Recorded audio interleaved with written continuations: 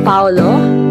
Siya na nga ba ang final and true love ni Kim? Si Kim Chu, pag nagmahal, pang matagalan. Alam nyo ba na si Paolo pala, kung totoong boyfriend niya, ay patatlo pa lang sa naging karelasyon ni Kim Chu. Matatandaan na ang naging first boyfriend niya ay si Gerald, ang kanyang puppy love. At talagang naging seryoso ang dalaga.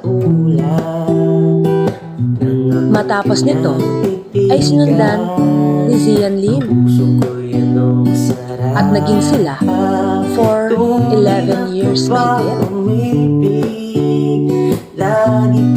At ngayon naman, kung totoong sila na ni Paolo,